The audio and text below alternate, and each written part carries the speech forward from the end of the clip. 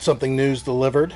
Adventure for Future. This is the Yadea Scooter ElitePrime. What have you been up to? I've been riding on a daydream. I was contacted by the company, and some of the specs that I was reading on this made me really interested in it more than I have been with some of the other scooters that I've had. And it's, that single swing arm design that's on the front, that looked really cool. It did get a design award, which it should. I mean, like I said, from the pictures, it looked really cool. Of course, typical frame, it's all aluminum alloy. It will hold up to 265 pounds, which I'm right at that level. I'm thinking that the suspension will probably feel pretty good under my big butt. Yet the scooter is still lightweight enough to move it around, which I'll get you all the specs on that. The motor, bigger than most, 800 watt. It's got a peak of 1500 watt, but 800 watt motor. The thing is they've got it set up to where it runs 18.6 miles an hour. I know with that kind of wattage and that kind of output on a motor, you should be able to get, a little bit faster than that. However, I will have to agree that safe-wise, it's a good idea. And not only that, but you will get a lot more range when you have a big motor that can get you up hills, but is limited for speed so that you can let that battery live longer without demanding too much out of it. It's got real nice LED display. Again, I saw all of that information online. It has disc and drum brake. The tires on it, they're self-healing tire, so a puncture will heal itself. Let's get this thing out of the package and look at it and take it for a ride. I always like to show the packaging. This one's no exception to being very well packaged.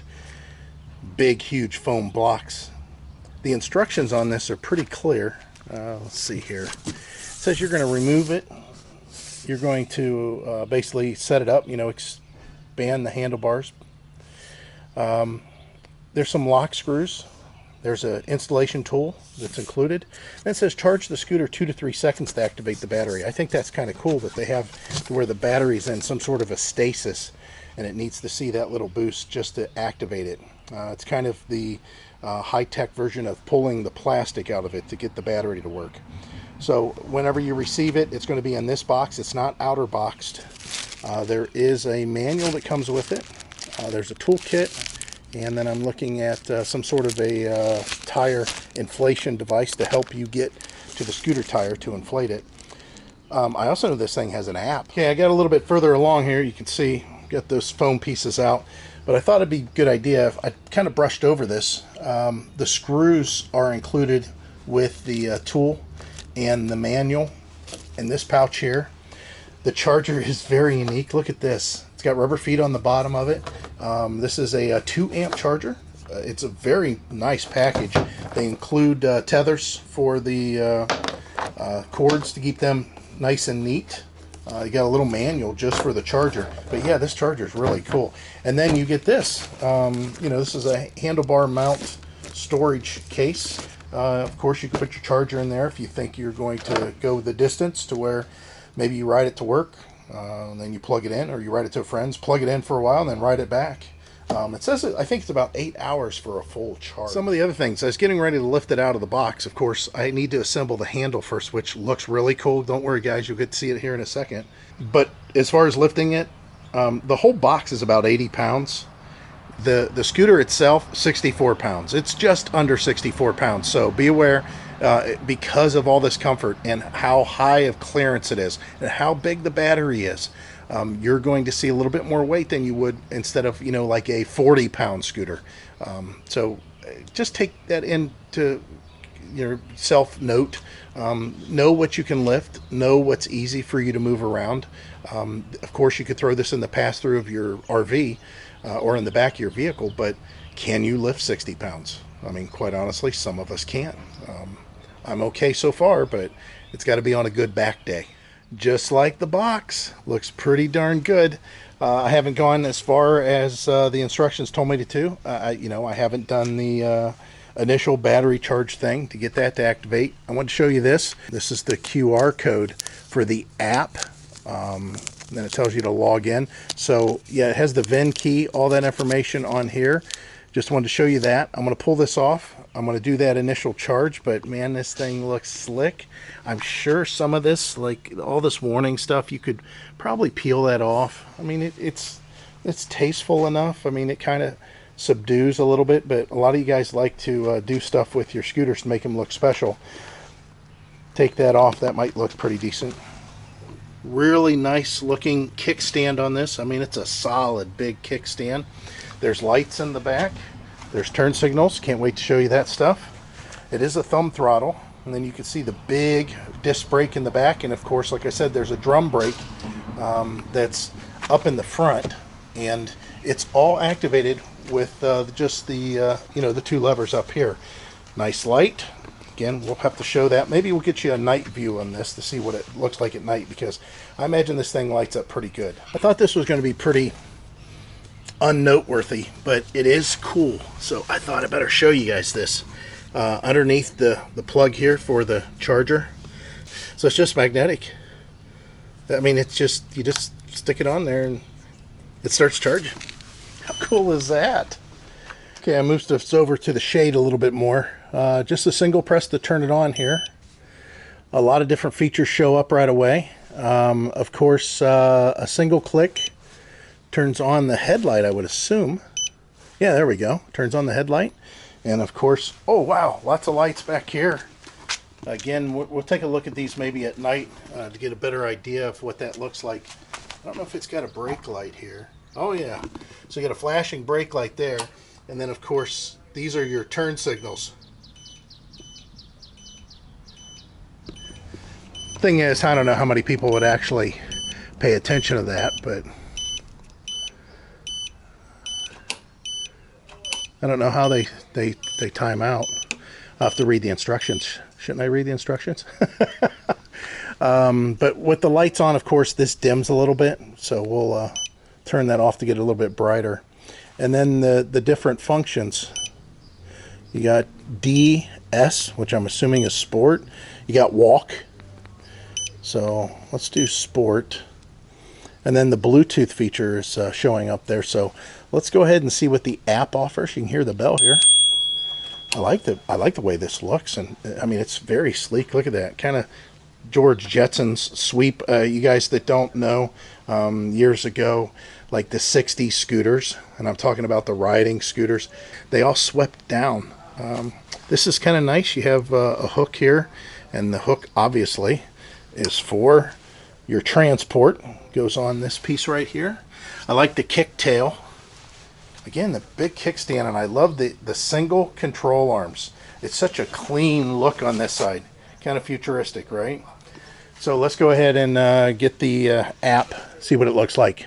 Okay, so I scanned the QR code with my phone, and this came up. I have an Android phone. So we'll go ahead and install this, see what it looks like. I have the scooter turned on.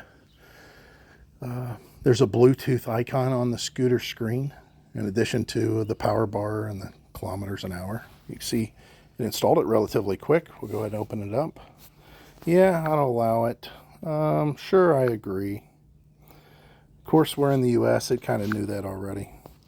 And then I have to enter an email and password. Now, this is where it gets a little tricky, because usually whenever I sign up for this stuff, it locks in the code for me. So we'll try it. But okay, so it's telling me the email address has to be done first. So let's go ahead and do that real quick. Send a verification code. Then it says bind the scooter.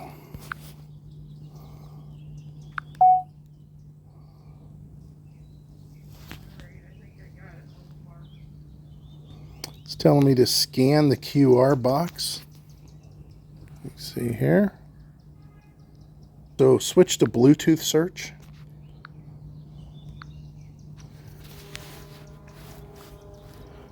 It's telling me what the scooter is. Yep, that's it. For travel, watch the guide first.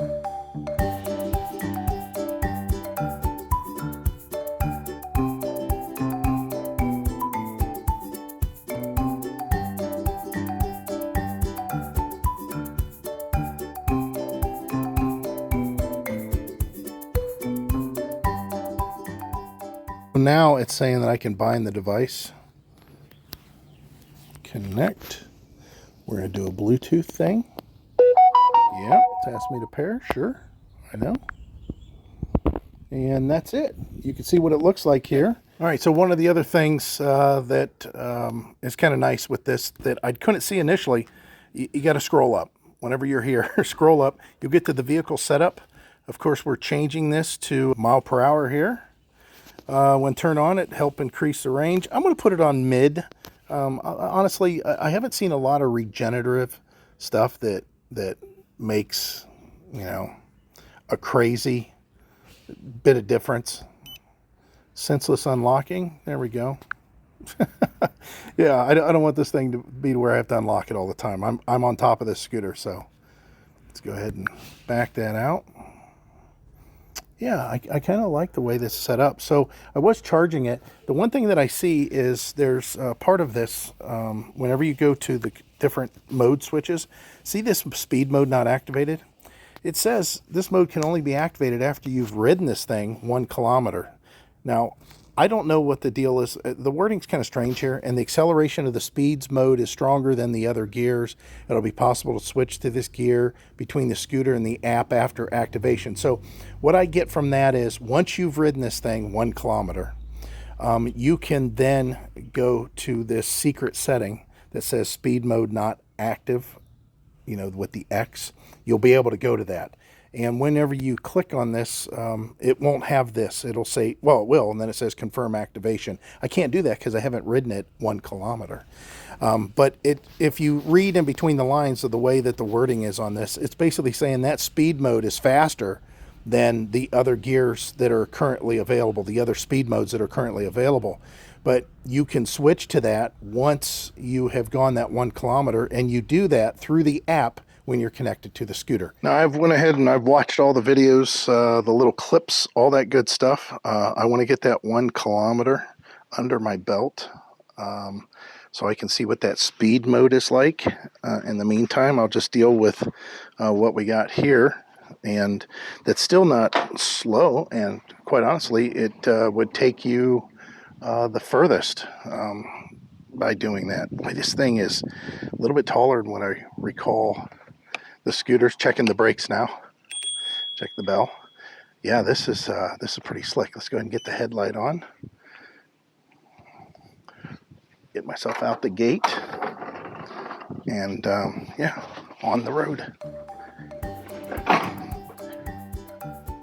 It reminds me of my old scooter that I had, the 9-bot, or not the 9-bot, but the other big one.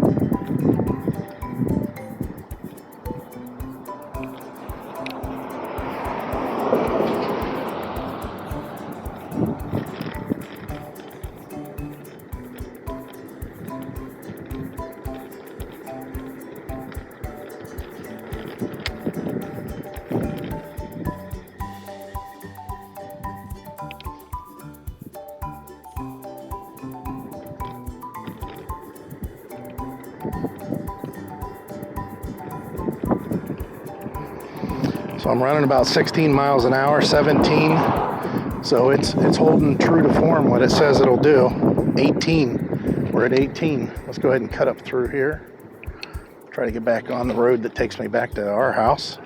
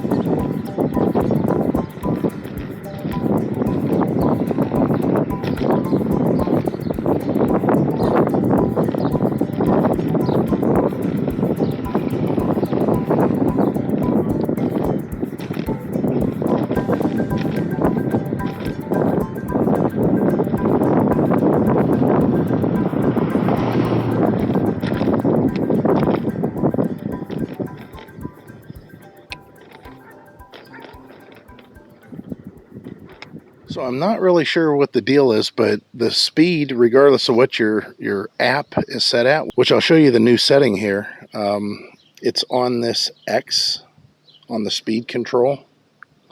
You can see it's speed mode. I noticed that the low end seems very strong, but as far as the top speed, you're only looking at 19 miles an hour. That's it. 19 miles an hour is it.